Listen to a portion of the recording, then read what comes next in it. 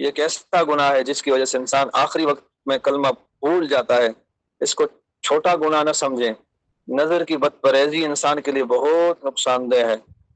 یہ جو ہوتا ہے حسرت کے ساتھ کسی غیر کی طرف نظر اٹھانا کہ ہائے یہ بھی مل جائے، یہ بھی میرے پاس آ جائے. دل کی شہوت کے ساتھ جب انسان کسی پر محبت کی نظر ڈالتا ہے تو اس کے بدلے میں اللہ کی محبت سے اس کو محروم کر دیا جاتا ہے. آپ خود سوچیں، بیوی فاقہ برداشت کر لیتی ہے، پھٹے پرانے کپڑے برداشت کر لیتی ہے، پہننے کو جو ہے پھٹے پرانے کپڑے میسر ہوں گزارا کر لیتی ہے، روکھی سوکھی کھا لیتی ہے، لیکن اگر اس کا خاوند کسی غیر عورت کی طرف ایک نظر اٹھا کر دیکھے کبھی برداشت نہیں کرتی. تو بیوی اگر نظر برداشت نہیں کرتی تو اللہ رب العزت بھی تو محبت کی نگاہ چاہتے ہیں.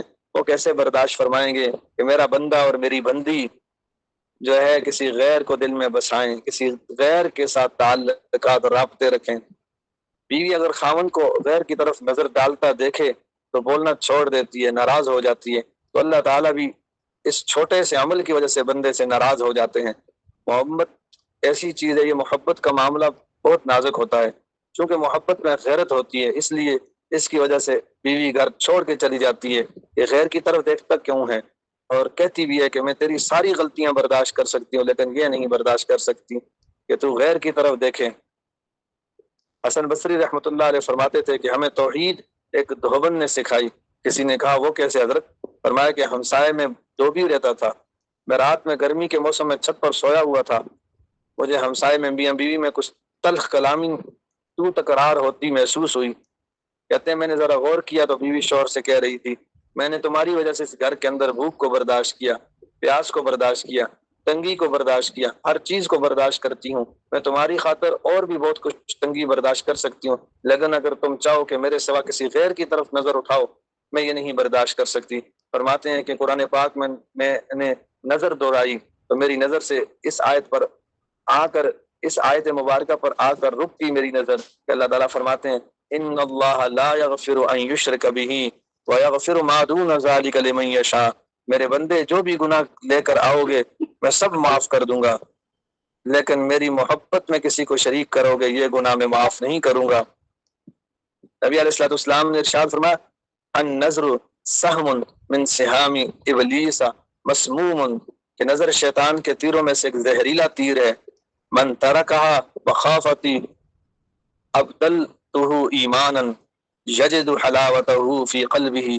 جس نے اس کو میرے خوف کی وجہ سے چھوڑ دیا، اس نظر کو روکنے کے بدلے میں اس کو ایسا ایمان اللہ رب العزت فرماتے ہیں میں دوں گا کہ وہ اپنے دل میں اس ایمان کی حلاوت کو محسوس کرے گا. جو غیر سے نظر بچانے کے بدلے میں اتنا بڑا اللہ رب العزت انعام دیتے ہیں کہ بندے کو حلاوت ایمان نصیب ہو جاتی ہے. اللہ علی قاری رحمۃ اللہ علیہ اس کی تشریح فرماتے ہیں قد ورد ان حلاوت الایمان اذا دخلت قلبا لا تخرج منه ابدا. یہ بات وارد ہوئی ہے کہ جب دل کے اندر حلاوت ایمان داخل ہوتی ہے تو وہ دل سے کبھی باہر نہیں نکلتی. تو جب اللہ تعالیٰ فرماتے ہیں کہ میں حلاوت ایمان پیدا کر دوں گا تو اس کا مطلب یہ ہے کہ اب اس بندے کا موت تک ایمان محفوظ رہے گا. تو اس لیے اس بات کا ہم عہد کر لیں ترکت اللات والعزى جميعا كذلك يفعل الرجل البصير. اللہ میں نے سب لات اور منات چھوڑ دیے. ایک عقل مند آدمی ایسا ہی کیا کرتا ہے. کسی بندے سے نفسانی محبت کرنا، کسی بندی سے نفسانی محبت کرنا سب لات و منات ہیں. تو دل میں یہ عہد کریں کہ اے اللہ ایک تیری رضا کے لیے میں نے سب کو چھوڑ دیا. بتوں کو توڑ تخیل کے ہوں یا پتھر کے، یہ نہیں ہوتا کہ فقط پتھر کے بت بنے ہوتے ہیں، تخیل کے بھی بت ہوتے ہیں. نوجوان خیالی محبوب بنا لیتے ہیں، خیالات کی دنیا میں اس سے ملاقاتیں ہوتی ہیں، باتیں ہوتی ہیں، ان کی محبت دل پر چھائی ہوتی ہے. تو آفاقی اور انفسی معبود کو چھوڑ کر ایک اللہ سے اپنے رشتے کو جوڑنا چاہیے. کیجئے اس واسطے گم گشتہ جنت کی تلاش کہ مٹی کے کھلونوں سے بہل جاتے ہیں لوگ، مٹی کے کھلونوں سے بہل جاتے ہیں. 6 فٹ کا کھلونا ہے، پوری زندگی اسی کی خاطر گزر رہی ہے. نفس ایسا خبیث ہے وہ کہتا ہے بالکل چھوڑ دو، مگر کہیں کہیں تو دیکھ بھی لو. تو یہ بھی نہیں کرنا چاہیے، مکمل پرہیز کرنی چاہیے. دل میں یہ عہد ہو کہ اے اللہ آج کے بعد میں نے غیر محرم کی طرف نظر نہیں اٹھانی. اب اگر بہانہ کرے کہ تم بچ ہی نہیں سکتے، ہم نہیں بچ سکتے، تو ہمارا پروردگار تو ہمیں بچا سکتا ہے.